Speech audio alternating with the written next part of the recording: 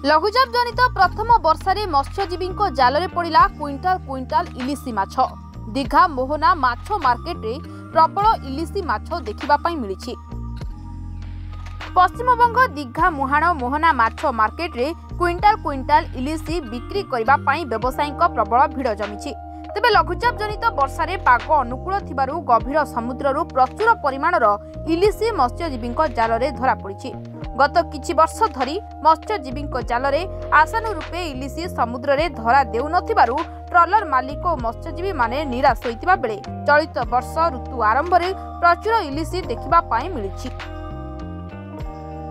झिपझिप वर्षारे दीघा उपकूल में प्रचुर इलिशी धरा देबारु हाट बजार इलिशी आमदानी होउछि। 200 ग्राम इलिशी 400 टंका, 500 ग्राम ओजनर इलिशी 850 और 1 केजी ओजन इलिशी 1500 टंका बिक्री होउछि। तेबे प्रथम वर्षारे एते मात्रा रे इलिशी धरा पड़िबारु आगको प्रचुर इलिशी पड़िबार संभावना रहिछि बोली दीघा मत्स्यजीवी संघ पक्षरु सूचना दिया जाइछि। आज থেকে প্রায় ইলিশ আমাদের শুরু হয়ে গেছে। ইলিশও পাওয়া যাবে বিগত দিনে। আপনারাও জগন্নাথ মন্দির দর্শন করতে এসে পেয়ে যাবেন ইলিশ। মৎস্য মন্দিরে দীঘা মোহনাতে এলে আপনারা আসুন, এলে আপনারা দীঘা মোহনা থেকে ইলিশ কিনতে পারবেন।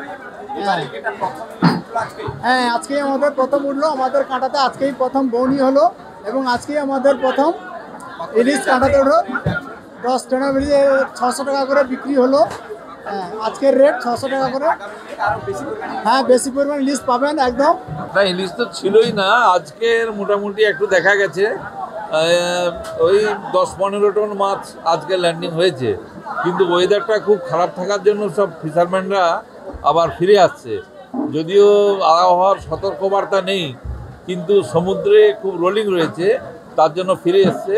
তবে যে ওয়েদার আমরা এখন দেখতে পাচ্ছি, আমরা আশা করছি যে মাছ এবছর ভালো হবে, অন্যান্য বছরের চেয়ে ইলিশ খুব ভালো হবে। না, ওরা যারা ফিরে এসছে কিছু কিছু পেয়েছে, এই তো প্রথম এলো, আর বাকি সবাই এখনো ফেরেনি। আজকেরই 10-15 টন ল্যান্ডিং হয়েছে, আজ থেকে শুরু হলো। अन्य लुणी माछ अपेक्षा इलिशर स्वाद भिन्न रुचि होइतिबारु माछ खाउतिबा खाउटी मानकर इलिशी प्रति दुर्बलता रही।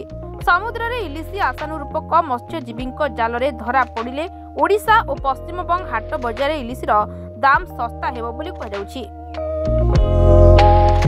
बालेश्वरु भरत कुमार दासଙ୍କ रिपोर्ट, सरकार न्यूज।